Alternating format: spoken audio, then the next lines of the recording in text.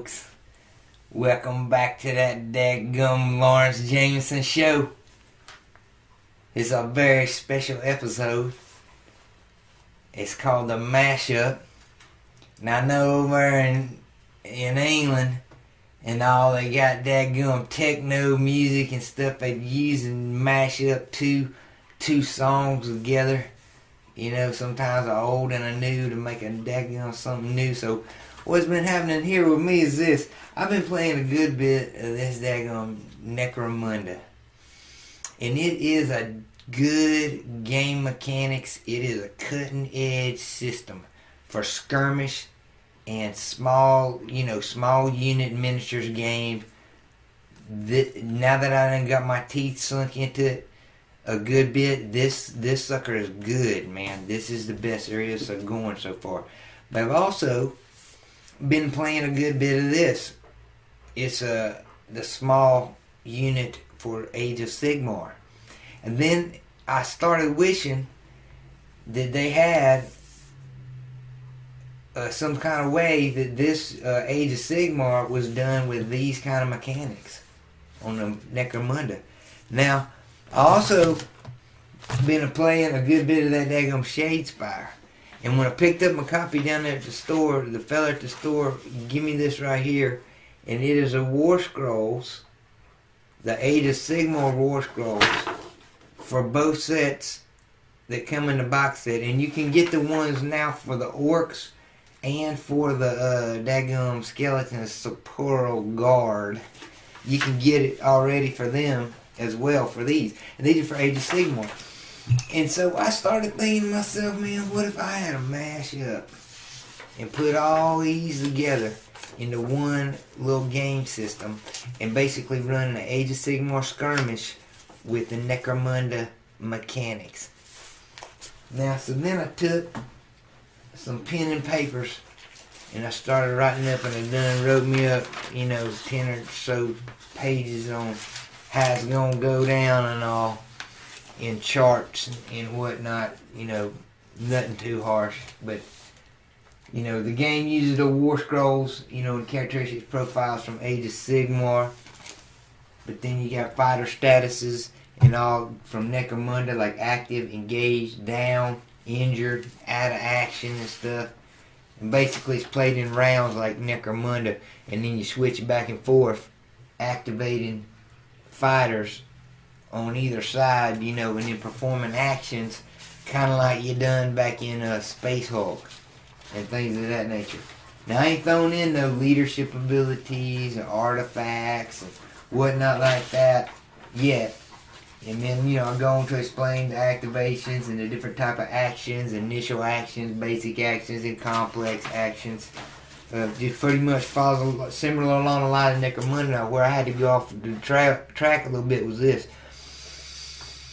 Since Necromunda is mainly shooting based, they put less stock into putting into their close combat rules. And it's just the opposite when you're talking about Age of Sigmar. It's more close combat oriented, where you're going to have a lot more charges and a lot more folks engaged in a hand-to-hand, because most folks don't even have a ranged attack at all. So I had to modify a little bit of the mechanics and the actions to reflect that, and have two different types of charges and things of that nature. And then the injuries follow along just about pretty much straight on with the injuries for Necromunda, with the Necromunda dice and all. And then I told about the leaders and what all they can do about activating another player, and if they go down, they had, the rest of the game members have to roll to see if they can perform any type of action if their leader is out and whatnot. And then I had to write up, because I couldn't get no daggone guinea pigs yet, or suckers, or whatever, to play test it with me. And I had to write up a set of protocol to in order to test this game out and run some play tests solo and all. And by protocol, I mean like this. Let's say you're setting up what they call protocol for a robot. If X happens, then you're going to do Y. If this happens, you're going to do that. you know, and that's what you have to do, set up protocol about which order the fighters is going to attack in, and what is the priorities basically, and they run, you know, you run down them on this here list, and all just like a computer would, you know, and then pick when you get to the one that matches up to what, you know, is the situation, and then that's what that sucker's going to do. And so I had to write a whole lot about protocol list of leaders activate first, and always attempt to engage enemy leader. If this is not as that, as this is not as that, as this. And priority is attacking models that have not yet activated in that round, and that, you know, that'll give you, you know, that overrides a lot of other stuff that's written in here as far as you know, enemy models that's engaged with enemy leaders go next after the enemy leaders have gone, and it goes on and telling you all this. And then I got some special rules that I had to write up that go just, you know, for this thing. No splitting attacks. If you got 3 attacks, you got to put them all on one feller, one enemy model. You can't split them up between. There's no carryover damage. You know, if you there, because there's no units. Each person is a unit, so it can't carry over damage. If you got a sword, all swords can parry. You know, and that means force an opponent to reroll a single attack dice when they attack them. And anybody's got a shield, that means they can reroll any of their save rolls of 1. They get to reroll that on. And totems, any kind of totems, you know, give you +1 attacks and +1 leadership for models that's within 12 inches of them. And ranged weapons may not be fired while engaged or at targets who are engaged. So that's a little bit different from Sigmar and all, where you can fire just at anybody, and anybody in close combat, it can just fire out at anybody. So you can't fire into models that's engaged, and by engaged, that's one of the statuses of the models. That's where you're within 1 inch of a model. So I'm going to go on and show you a demonstration game that I done put together that lasts a little bit. You know, you can fast forward through it and whatnot and this and there, but if you know, you want to get a good handle on how this game's played. And then coming up this coming week, I'm going to find me a guinea pig or two, and I done have one fella on the phone, Clarence, that said he is a willing. But that is going to be after the 6th, as about the 8th or 9th of dadgum next year, January, before I can get down there to Clarence and them to get a game in. And that's going to be a big week of gaming down there by Biloxi, Mississippi. Y'all stay tuned for that one, man. Going to be having a lot of videos and some streaming coming out of there. And so stay tuned for that. And now, on to the demo of the game. Enjoy. Alrighty, let's take a look at the battlefield I got set up here. I'm going to use, it's about 4 foot by 40 inches that way. It's a little bit small. The main terrain feature is this here rift in the middle, crater like terrain feature. Just the rift on the inside is impassable. Anywhere you can get a model to set is passable. We have a couple very thick forested areas that is semi-impassable as well. If you can get a model to set on some of these rocks here, you can get it to set, then it's in there. If you can't get it to set, it's impassable. Alright, the dice I'm going to be using is from Necromunda. The black dice for the bloodbound chaos forces with the skull symbol on the 6. The yellow dice with the skull symbol on the 6 for the Stormcast Eternals. The black injury dice are going to be for the bloodbound. And the yellow injury dice for the Stormcast Eternals. I'm going to be using little red markers to indicate completed activations. I'm going to be using the little blood drops for markers on models that have more than 1 wound. I'm going to be using the blood drop on top of the cross to mark models that are carrying an injury. I'm going to be using the Necromunda ready markers with the man on it. That's going to be a marker for units that have gone on guard. Okay, I'm going to show how the random deployment is being done. This scenario is based off the second scenario in the Skirmish book called Clash at Dawn. And it's a somewhat random deployment. I'm going to deploy the Stormcast singular one at a time. And I'm going to deploy the Bloodbound two at a time. So it's going to be sets of 3 for each team. Okay. First we divide up the battlefield into quadrants. That's quadrant 1, quadrant 2, quadrant 3, and quadrant 4 going clockwise. Then when each model's turn to set up, in this case we're going to use the Stormcast Eternal's leader, Severin Steelheart. I'm going to roll a 4-sided dice to figure out which quadrant he's going to. I rolled a 2. He's going to be put in quadrant 2. So to randomly place him where he's going to go in the quadrant, I take all 6 of the dice, 3 yellows and 3 blacks. The yellow dice are going to represent up, and the blacks are going to represent over. No matter which quadrant that you rolled for and got, you use that same method. If it was here, the yellows would be up, the blacks will make it go over. So I'm going to roll out and see what we get. And you add up the totals of them. So it looks like I'm going to go 7 up, and I'm going to go 12 over.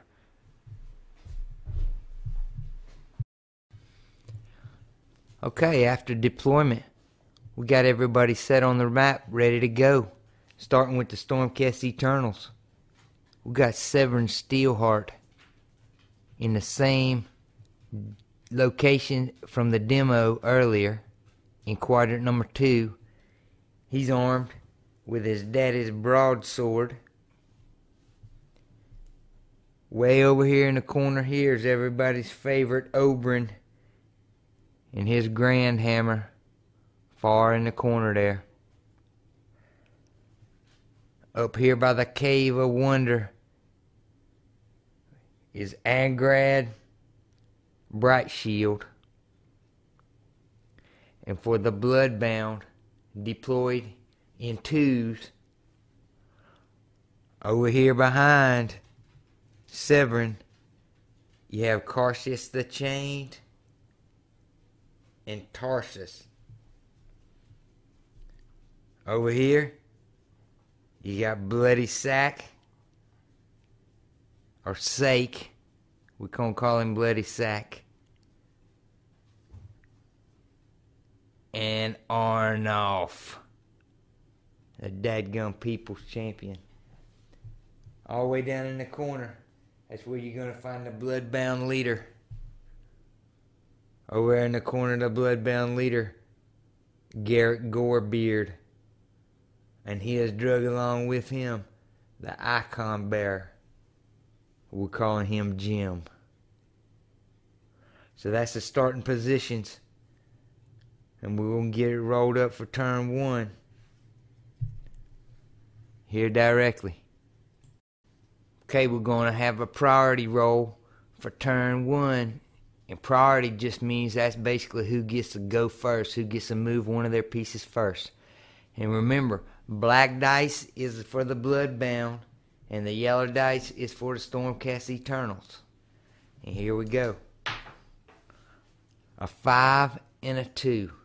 Stormcast Eternals, we're going to have the first turn, or the first turn of this round.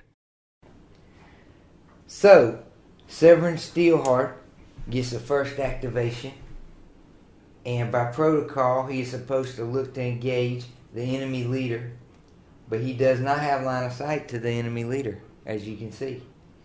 So his next thing down is to engage the closest, most dangerous target, which would be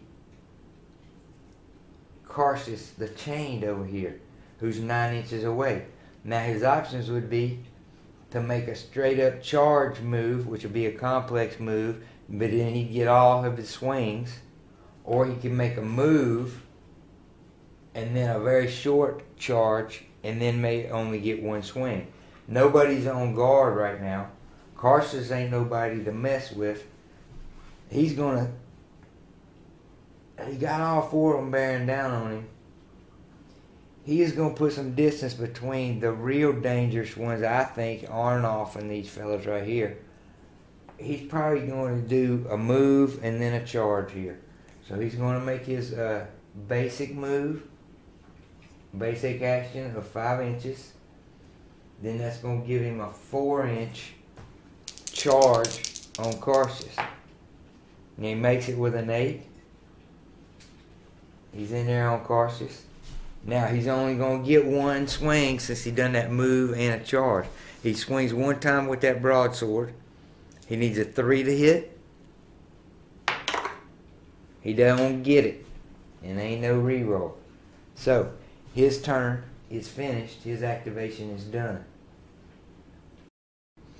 So the next activation would be Garrett Gorebeard over in the corner here. Now his protocol says the same thing, try to engage the enemy leader. He doesn't have line of sight to the enemy leader. In fact, he doesn't have line of sight to any enemies. So his protocol, like everyone else that doesn't have any line of sight, would be to move forward his full amount of movement, which is 6 inches. So he does. Now that brings him into line of sight of the Brightfield gal. And he has a 7-inch charge that he can try to make on 2 dice to get to her. So he comes up with it, a 12. He's not fooling around. So that'll get him all the way up in there and get him one swipe with his daggum specialty axe that he has here. And it's called a blood drinker axe. He's going to get one swipe at a 3 to hit. And on a 6, it's a mortal wound. So it's a 3 to hit her. He comes up with a 3. It's a 4 to wound her. He does not wound. So, he gets marked as being done. And then we'll go on to the next activation of Stormcast. Okay, over on the Stormcast second activation of round 1, you want to prioritize attacking units that haven't already activated, but Oberon down there in the corner, he is too far away to try to attack somebody or even try to get to somebody to attack them. So the next activation is going to be from Miss Brightshield. Now, she can go ahead and attack with her full abilities against Gorebeard there. She gets 3 dice, needing 3s to hit. So she swings with that dang little hammer she got there. All 3 of them hit 6, 4, 4. I'm loving these Necromunda dice, I really am. And so, here we go. We need 4s to wound. She could take out the leader right from the rip here. 4s to wound him. 1 wound. So he takes a wound. Well, the wound there, he's got to save because there ain't no rend on that one. So Gorebeard's going to get a save against that 1 wound right there. That's a reroll. 5. He does not make a save. He needed a 6. So he's going to take a wound. He's got 3 to start with. He's the leader of the warband. So he takes a wound here. And she is going to get marked as being done with her activation. So we're going to go on to the second activation of the Bloodbound next. Okay, next up on the Bloodbound activation says that the protocol says that fighters engaged with enemy leaders go next after the leader. And so we got Cautious the Chained is engaged already with Severin. Ain't nobody got any wounds yet, and Cautious has a die 3, a number of attacks. 1. He's going to have 1 attack. He needs a 4 to hit and a 4 to wound. Comes up with a 5, that's a hit. And a 6 for a wound. Now there ain't no rend on this one neither. So old Severn, he saves on a 4. He's got to save up or he's going to take a wound. He does not save on a 1. So old Severn's took a wound. Both leaders have taken a wound. Carsus has drawn blood for the blood god right away. Now the Stormcast's final activation of round 1 will be Oberyn. And his closest target is the enemy leader.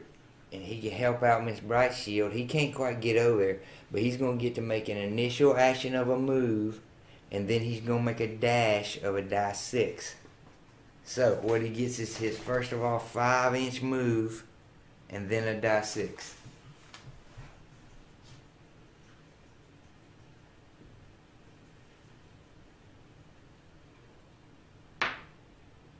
And 1.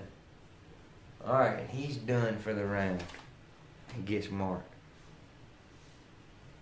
Now the next Bloodbound activation would be over there with Tarsus against the enemy leader, and that's coming up next. Alright, Tarsus takes his activation. It's going to be an attack. He can move up to 3 inches. He's only 2 inches away. So he moves up into engagement with Severn Steelheart, who's already took a wound. And Tarsus will get to attack. Now Tarsus has only got Reaver blades there. And he's not within 12 inches of his icon banner holder there. So he's only going to get a 1 dice anyway to attack with. So he comes out. He needs a 3 to hit. And he don't get it with a 1.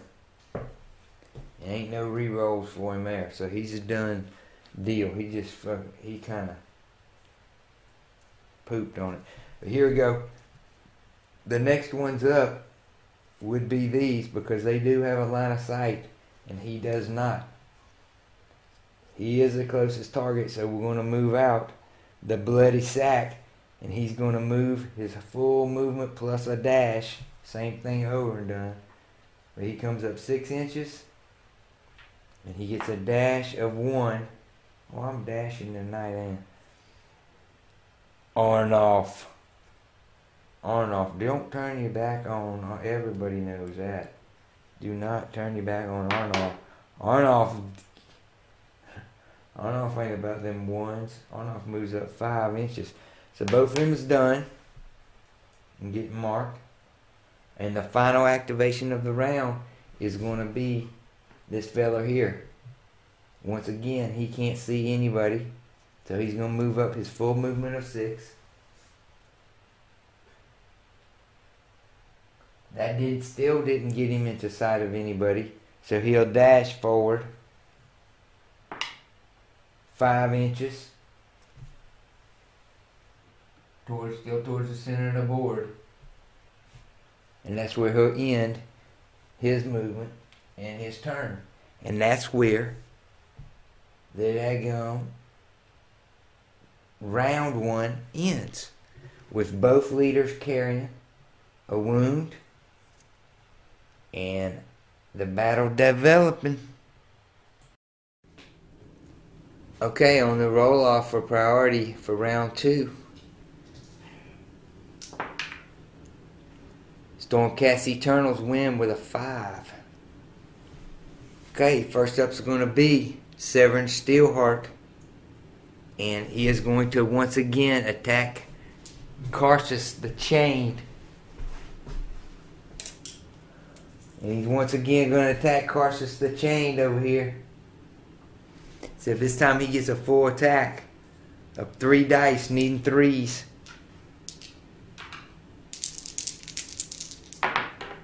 Ah! Good Lord, man. He may die. Alright, that's 3 misses for him right there. So he's done. The next activation is going to be from the Bloodbound. Over here, Garrett Gorebeard is going to attack the Brightshield woman. Now, he's using that axe this time on a full attack. He gets 3 dice. Now, he needs 3s, but on 6s it causes a mortal wound. You know, she's toting 2 wounds only before she goes down. But here we go. Let's just don't count the chickens before they hatch. Here goes. Boom. 1 hit. And he needs a daggum 4 to wound her. He gets a 4. It's a -1 rend. So she's going to save on a 5. But she rerolls 1s because of that shield. She saves on a 5. No damage. And so old Gorebeard, he put a pretty good try in, but he didn't do nothing. So that's both the leaders have attacked and activated for this turn. So the next thing's going to be for the Stormcast Eternals is going to be someone who's engaged with the leader. So that would be Miss Brightshield. So she activates next and attacks back against Gorebeard. So she's going to get 3 attacks. That little hammer she has again. And I believe she needs 3s and 3s. 3s to hit, 3s to wound. So she comes up with 2 hits. Oh, this could be devastating. These 2 right here could hurt him. He needs 3s to wound him. Gets 1 wound. That could be good enough to put a wound on him, but he's going to get a save. There ain't no rend on that. He gets a save of a 6. He don't get it. He takes another lick. But he's still kicking. He's still up. And that marks her as done as well. So the next up is going to be a Bloodbound. And that would be a Bloodbound engaged with the leader. It's going to be Karsus the Chain. He gets his full amount of attacks, which is going to be die 3, which is going to be 3. He gets 3 attacks. And I believe he needs 4s and 4s. 4s to hit, 4s to wound. Karsus the Chain, 4s and 4s. He can't do nothing. Nothing. Everything's done went cold for me. Good thing I'm playing for both teams, huh? So, now over to the Stormcast. They only have 1 of activation left. That's going to be old Oberon over there in the corner. Now he is kind of in range of Gorebeard, so he's going to move up his 5. And then he is going to try a charge of 7 inches. I can roll a daggum lucky 7. I do it down there at the casino. 7, 7, come 11. 7. No. Can't do it. So he fails on his charge, and that'll mark him as done. So the next one up for the Bloodbound is going to be over here. Old Tarsus with a Reaver Blade. He gets 1 shot with an old Reaver Blade, needing a 3 to hit. He hits on a 6. And now he's going to need a 4 to wound him. He wounds him on a 6. That don't mean nothing special. It ain't no rend. And old Steelheart can save on a 4. But the way I've been rolling for both teams here, he saves on a 6. So, no damage from there. And the Bloodbound will go ahead and run out their people. So, who's the closest? I believe it's going to be this one here. He can see her. He has a charge of 7. And that's the magic number on the protocol. If you are your charge range of 7, you're going to try for the 7 instead of the move up and charge. So he's going to give it a whirl. On a 7 or better, he can get to her and give her full attacks. So here he goes. 4. He can't do it. So that's going to end his turn. So over to here. I believe the closest is going to be Arnoff. Arnoff is way over 7, so he's going to make a move up of 6, which will put him here. Then he's going to have to make a charge. Oh, daggum. Ooh. 5. 5 will get him within 1. You got to be within 1.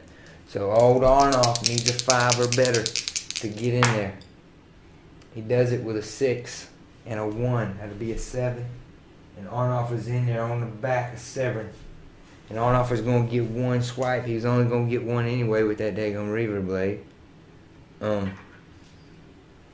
So here he comes. Arnoff needs a 3 to hit.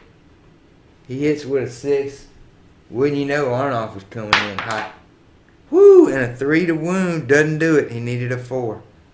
Did not do it. Arnoff fails on the wound roll. That's going to mark him as done. It's going to be the same type of thing over here for Bloody Sack. He's going to have to move up 6, which is going to get him to here. He might have a little bit longer. He's going to need a 6 or better on 2 dice to get up in there. So here we go. He rolls in 11. 7 come 11. And he gets up in there and he's going to give a whack. And the daggum Severin is in trouble right now. He got 4 fellers on him. So let's see what he does. He gets 1 swipe at him with that daggum axe with the meat ripper. So he gets a 3 to hit and a 4 to wound. He hits on that 6. And he's a 4. This is big here because he's got some rend on it. He cannot wound him on a 3. So he's going to be done. And I believe that's going to be the end of round 2. And over here it looks like Gorebeard has took 2 shots. But Severin is really in the most trouble because he's got 4 fellers up on him right now. Okay, to begin round 3, both leaders are pretty much in serious trouble. And here comes the priority roll. The Stormcast win it again, 5 to 3. So Severin Steelheart is going to go first, and he's already in trouble, surrounded 4 to 1. What is he going to do? He can't split attacks. He's going to have to attack the daggum Bloody Sack, I reckon, is most dangerous to him. So that's what he's going to do. He's going to crank up 3 dice and go for Bloody Sack. So he gets 3 shots. 3's to hit, 4's to wound. He hit once. That's better than last time. Good gracious. And he wounds. So it's a -1 rend, so I don't give him no save. So that's going to put Bloody Sack down. The damage of that daggum weapon is 2. So I get to roll 2 injury dice against him. To see what is going to happen to him. And he has 2 serious injury. So he is down with a serious injury. So Severin's turn is done. He's sitting there with 1 wound on him.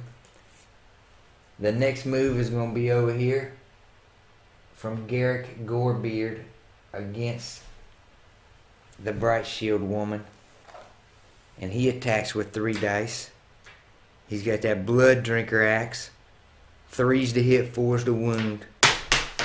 And he needs a 6 to do mortal wounds. And he needs to get, he's in a little tight spot too, because you already got 2 wounds down on him. So there he goes. 3, that's 2 hits, now he needs 4's to wound. He gets 1 wound. Now, it is a -1 rend, and she make her have a 5, and she rerolls 1s. Well, she don't reroll that, and it's a 1 damage weapon, so she's gonna take just 1 wound. And she's toting 2, so that's his turn is done. So the next one's gonna be a bloodbound engage with a leader. So it's back over here. The most dangerous man now is Carsus again with his 3 attacks, or his potential of 3. So how many attacks has he got? He's getting 3. The damn old Carsus with a chained axe, he's getting 4's to hit, 4's to wound. That's the drawback to it, but he knocks on 2 of them. Alright. And he's gonna make him re-roll 1 of them with the parry. I done been forgetting that one, I reckon. Alright. He misses out in there. So he's got 1 more shot here and needs a 4. Makes it with a 6. Now, there ain't no Ren to that one. Karsus' chained axe. But he's still going to force him to roll a 4 or better. Or take a wound. He don't do it. So that means both leaders are now taking 2 wounds. Karsus is chained. Gets marked with a finish. So now it's over to the daggum Bright Shield lady again, and she is going to attack with all 3 of her little hammers. See if she can finish off the leader and just put a monkey wrench in everything, because I thought it could save his life if she can just come up. And I need to just quit, like I said, counting chickens before they hatch, because she needs 3s and 3s here. 2 of them hit. 1 wound. So he's got to make a save of a 6. Or he dies. Well, he ain't dead. He goes down. So here comes his 6. No. He's going down. So she just put the leader down. But that's the end of her turn. So, it is over now to the Bloodbound.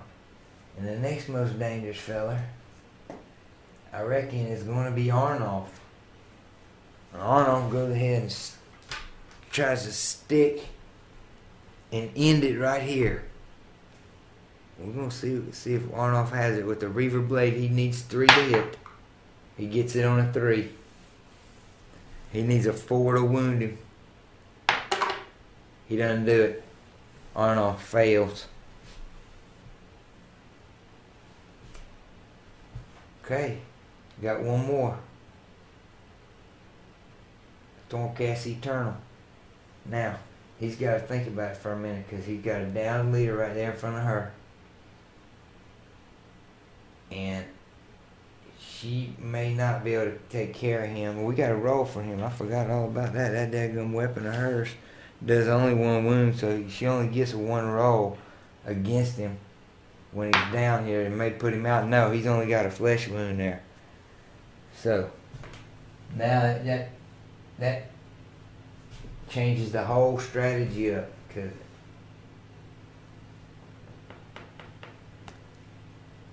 he can't cook the grime. He had to come up there and try to hit him again, because he ain't already engaged with him. Or he can move up there and try to... He can move up there and try to attack him. What that protocol says, they're going to take the easiest option. The easiest option be to attack and kill the down leader. So what he's going to do is go ahead and make his move up. Because he's within 7, he'll charge and he won't. So he's going to move up his 5. He wouldn't charge a down man anyway. And then he's going to need a 3 or better, so he just needs anything but snake eyes to make it up in there. And he makes it in there. Now, he can try to make his attack of a 1 dice to put him out. Now, he gets a plus 1 to hit because the man is down. So he's going to need 3 or better to hit. And 3 or better to wound him. He does. Won't be no save. So the leader is gone. Oberyn put the leader out. So I'm going to leave him down there just for photograph evidence and such. So Oberyn has put him down, so that's not going to send this Bloodbound into a funk. The next Bloodbound to attack is going to be this last one here. Tarsus.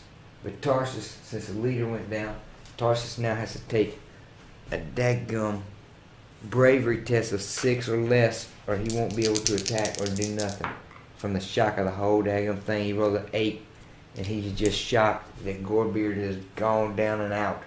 So he cannot attack or do nothing. That's the end of him. His turn for this round.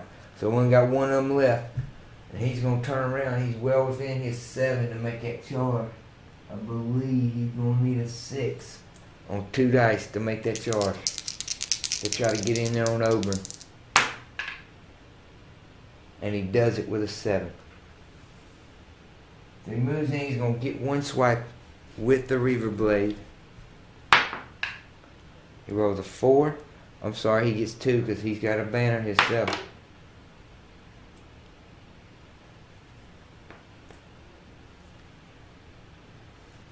That's 2 hits. And going to need 4 to wound for the Reaver Blades. Does not wound neither one of them. So that's the end of that round. That's the end of the round. Gorebeard is out. Alright, round 4 starting out.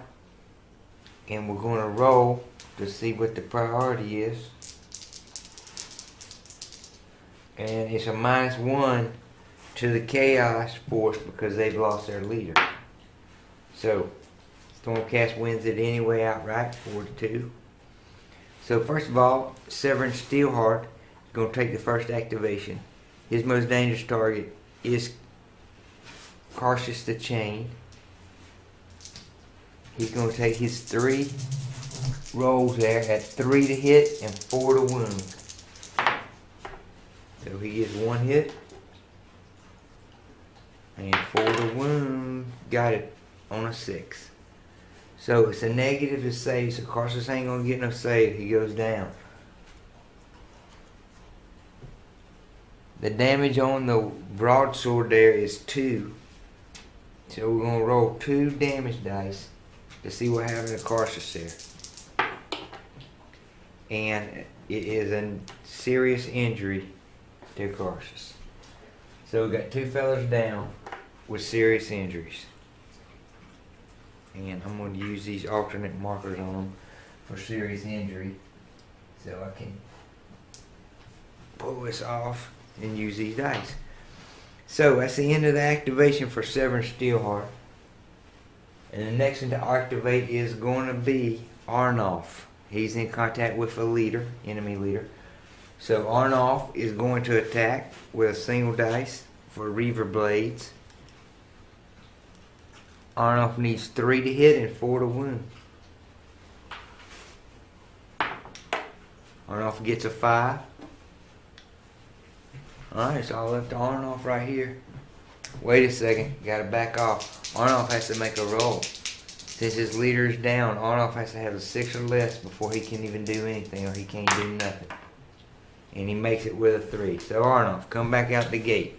He needs a 3 to hit and a 4 to wound. Here he goes. The wound hits on a 6 and comes up with a wound. There's no rend to it, but Severn Steelheart has to make a 4 better or he goes down himself. He does not make it with a 2. So Severn Steelheart goes down to the blade of Arnulf, and that doesn't surprise nobody, I reckon. Arnulf stuck him in the ribs of that thing. So we're going to make a single roll because it was a single wound. So Arnulf is going to make a single roll against Severn Steelheart to see if we can put him out of action for good right here. I don't think it's really going to matter because, oh, he put a serious injury on him. It's not going to matter too much because on the next activation we're going to have a coup de grace from Tarsus. So, back over here to the Stormcast Eternals. His next one to activate is either going to be Oberyn or Bright Shield. Now since Oberyn has the biggest damage potential, by protocol he will attack first. So here he goes. He gets 2 dice to hit. Oberyn does. On the Grand Hammer needs 4s to hit, 3s to wound. So it's a little harder to hit with that big old hammer. He needs a 4. Can't do it. Snake eyes. Hit himself in the foot with it. So that's going to be the end of his activation. So over here is going to be Tarsus putting a coup de grace on daggone Severn Steelheart right over here. Tarsus doing it, sticking him in the gut. So it's over for Severn Steelheart. If Tarsus can make his roll, I forgot about that. Tarsus is still suffering from the effects. And he needs a 6 or less to do this. This is a big roll right here. He makes it with a 6. And sticks old Severn down. Severn will be removed from the battlefield.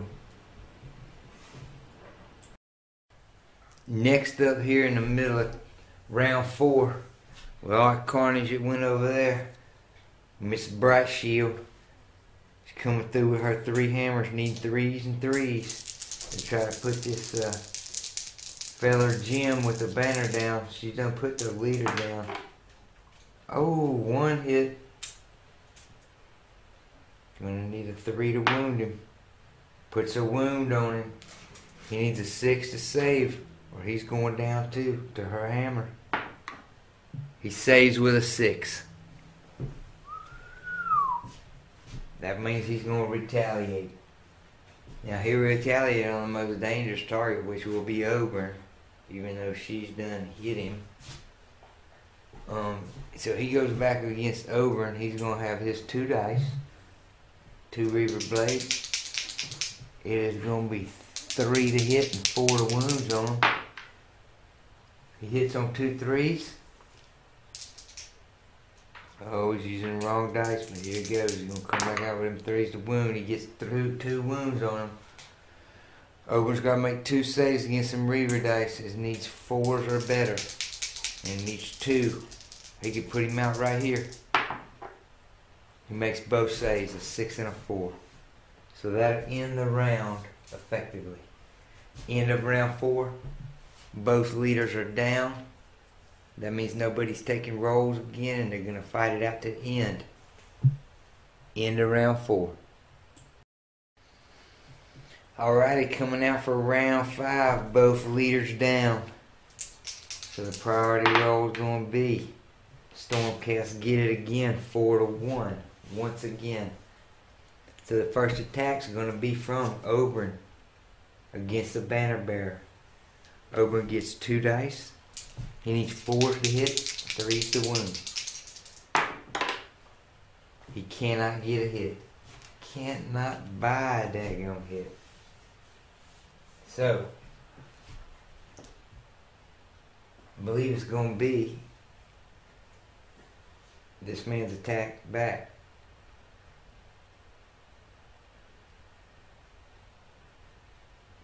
But since Oberon's already attacked, she becomes a priority over Oberon. So he's going to make his 2 attacks. Need 3s to hit, 4s to wound. He gets 2 hits with a 6 and a 4. He's doing good with that little knife. He just can't get the wounds. There he comes up. Gets 1 wound on her. And she's got to save on 4 or better. They've been doing well on that. She does not save. She takes a wound. So he's done well, man, old Jim. So back to the Stormcast's turn. And she's going to try to chop him down. 3 hammers. Coming at him. 3s to hit, 3s to wound. Oh, that's all 3 hits. And 3s to wound. This could be all for old Jim. 655. She is not fooling around. She's put 3 down on him. There ain't no rend on it. So he's going to need 6s on all these. It's possible, I reckon, but not today. He goes down. Now on her hammers, the dang hits on them is only a damage of 1. So even though she got 3 hits, the damage only lets her roll 1 dice against him going down. Serious injury. So they got several of them down now with serious injuries.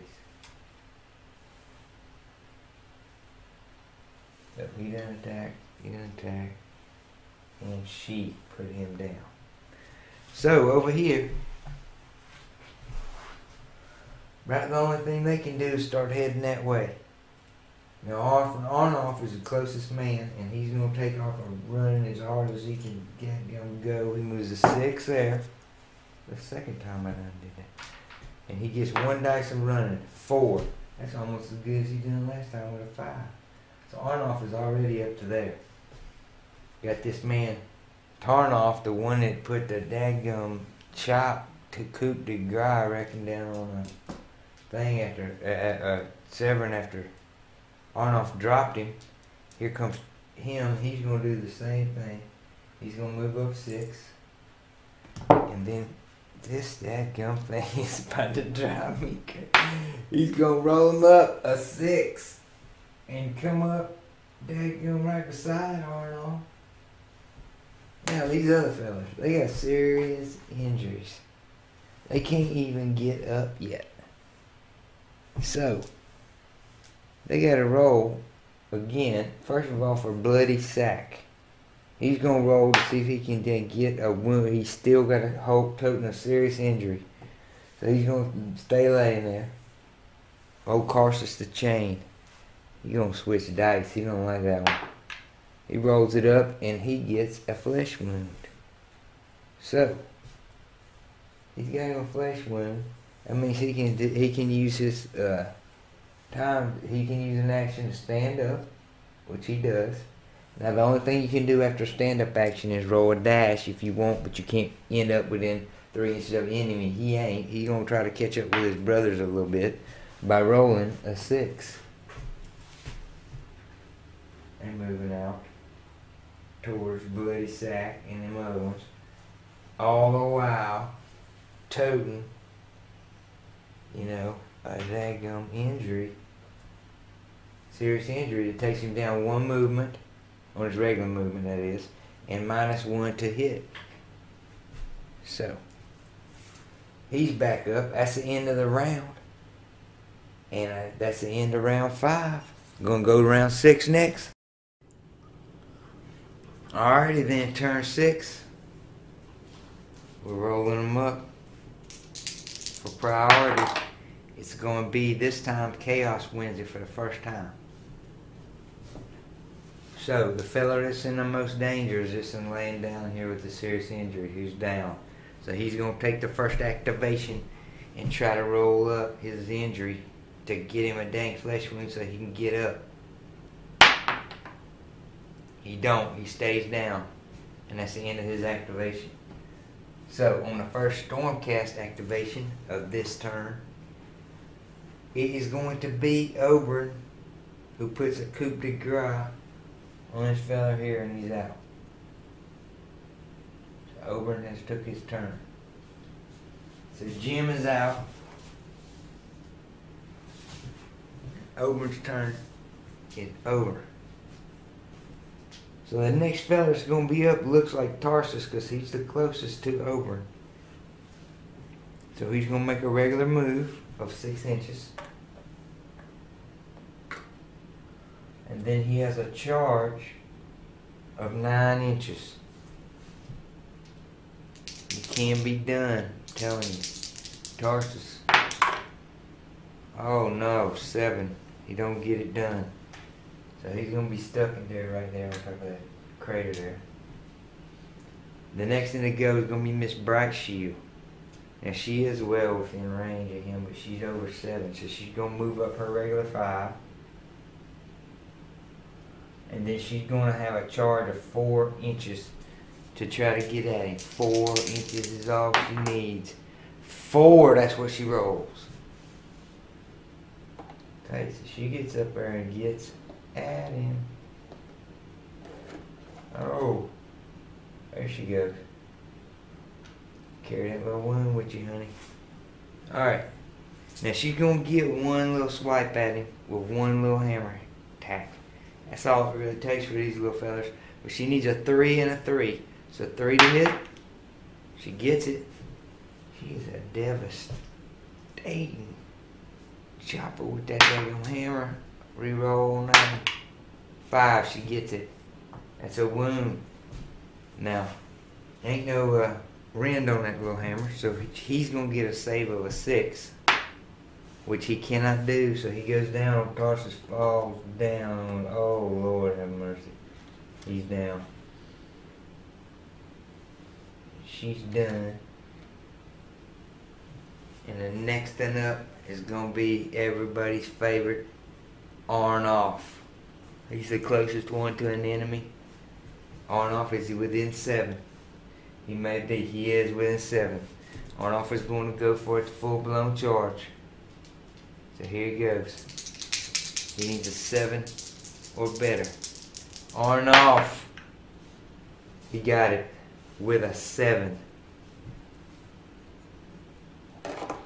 Oh my goodness, she might have just crapped out with a 7. That's slicker than daggone jellyfish dick up there.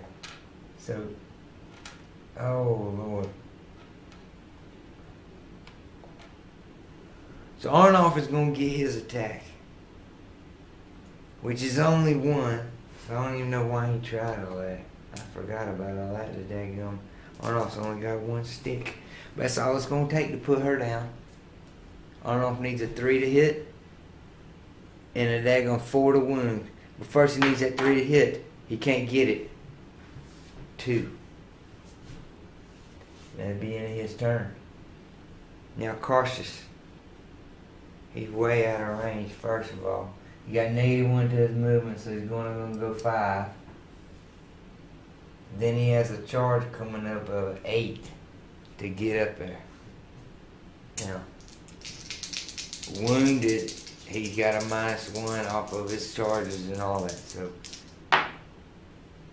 he rolled a 9, which is an 8 with a -1, and makes it up there, wounded and all. Cautious the daggum chained, and he gets a put a swipe on her. And if he pulls this one off, he might be just come from the MVP. Holy Moses! Here we go. Cautious the chain. He's gonna need a 4 and a 4 on her. So if he needs a 4 to hit, he don't get it with a 1. So the last one to go is this fella here that's laying down there, a bloody sack with a bloodied up sack from Severn had put it on him, and he's gonna try to roll and get up with a flesh wound. If he can get it, he can't get it. He's still seriously wounded and will lay there. So that's the end of that round there, turn 6, I believe, and we're gonna go to 7. Alright, turn 7. It's getting kind of hectic. So we're fitting to have a priority roll. This is pretty important. That daggone Stormcast get it. And she is going to attack first, and the most dangerous is Cautious the Chain. Even though he's injured, he still has 3 attacks over Arnold's 1. So he still has a higher damage potential. So she will attack him with 3 hammers. There ain't no splitting in this version here. Can't split attack. She hits him with all 3 hammers, needing 3s. She got 1 hit. She needs a 3 to wound him. She gets it with a 6. He needs a 6, or he goes down and he'll be out. He's out. So Cautious goes down and out of action because he's already wounded. So once he goes down, there ain't no another roll. You go down again, you're out. So he gets pulled out of there. Cautious, the daggone chain. And she racks up another dang notch in her belt for another one of them down. So, be the Bloodbound's turn, and Arnoff. It's all up to Arnoff again. The MVP. Here you go, Arnoff. You need a 3 to hit and a 4 to wound. He hits with a 5. He needs that 4 now. He gets it with a 6. Now she's going to get a 4 to save. And a reroll of 1s with the shield. So here we go. It's out of bounds. It's a reroll. It's a reroll. It's out of bounds. She picks up a new one. She don't get it, but she gets a reroll on a 1 because of that shield. Arnoff is on the verge of glory right here. Here she goes. 3. She fails it. Arnoff Sticks her. Pig sticks her. That's 2 Arnoff's done put down. The champion, the daggone leader, and now her. That Arnoff has done put down. She goes down. Let's see what type of injuries that she's going to take. Arnoff rolls up on her. A serious injury. Didn't expect no less from Arnoff. Put it on her. Alright. Now back over here, Arnoff done saved a daggum day. But he's still got to deal with Oberon. Because it's Oberon's activation now. Oberon's over 7 inches away, so he's going to move up his daggum 5 inches. And he is looking like he's going to need 3 to get up in there to get it on him. He rolls a snake eyes. Will you look at that? He cannot make the daggone charge. So he's out for this 7th round. So Tarnoff, he's going to try to see what's done with him, because he had that serious injury from last time. See, he's trying for a flesh wound so he can get up next turn. He gets it. So he got that old flesh wound. So it's going to turn into a flesh wound. Now, all he can do is try to get up. So he gets up, it takes everything he has, and now he can dash, but he can't end up closer to the enemy. He can't end up within 3 inches, so he's going to make a dash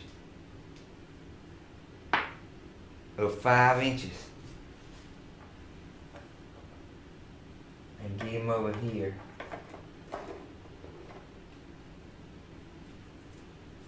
He's a little bit further than 3, about 3 1/4 out. So that's a legal move. And he's carrying an injury now. So the last move of this 7th turn is going to be Bloody Sack again. He's going to get another roll. Another shot at trying to get. He's just writhing in pain. Oh, he's still going to be down. Still down. So that's the end of the 7th. We had a lot of bad things go on. Well, a lot of good things if you have bloodbound. So that's the end of the 7th. We're going to get on to the 8th, and it's getting down to nitty gritty. We're going to see if Arnoff can pull it on out. Okay, the bloody battle of round 8 to decide it. Fitting to roll up. Both leaders are dead. Everybody almost hurting, except Oberon. Here's a priority roll. And the bloodbound winning 4-3. So, you know who's first. His name's Arnoff. And he's hanging over the top of a downed Bright Shield. And he is going to perform a coup de grace and take her out of the goddamn game. And it's done for her. Arnoff has 2 kills, man. I mean, he is just kicking. Arnoff is a man. Everybody knows that anyway, but Arnoff's a daggone man. So that's his turn. So the Stormcast got 1 man left, but it's a hell of a man. It's a mountain of a man. And his name's Oberon, and the closest man to him, and the most dangerous target, for sure, is Arnoff. And here comes Oberon. Oh, I'm sorry. I got a minute. Oh yeah, he had a 3 inches to Arnoff last time, so he's still at 3 inches. So what he can do is perform just a regular attack, complex attack move by moving his 3 inches, going in and blasting his 2 hammer shots. Need 4s to hit Arnoff. Hit him once. Needs a 3 to wound him. 3, he wounded him. Now Arnoff is a slick fella, but he can't get past that. That was a hell of a lick, and I mean, it's not too bad, but it hit him hard enough, and there's enough rend on that. Arnoff won't get no save. Arnoff's going down and fitting to suffer 3 dice against him to try to put him out. So on-off goes down to over.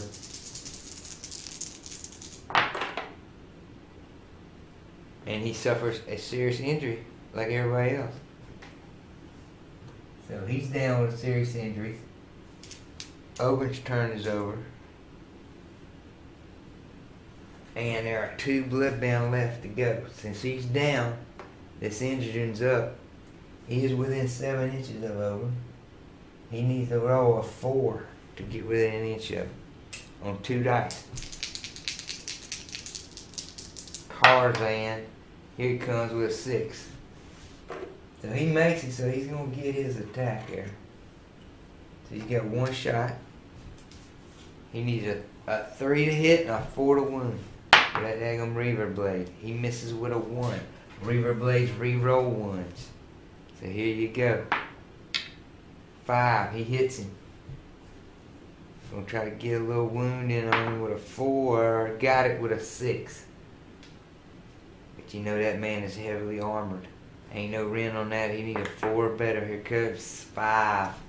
He saved it up. So that's the inner Tarnov turn.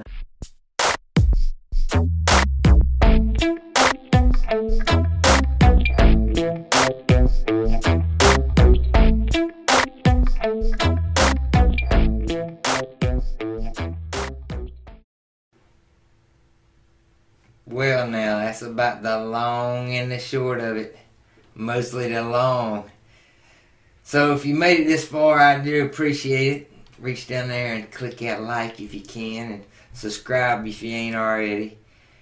And if the testing goes a little more well with the guinea pig live people and all, I will make a PDF of these daggum rules and all. They won't be that long, you know, once I get it all. I get a daggum woman to type them up. And I can get them out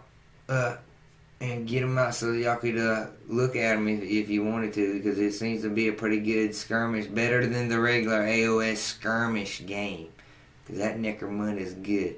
So anyway, stay tuned for the next one, and we appreciate y'all.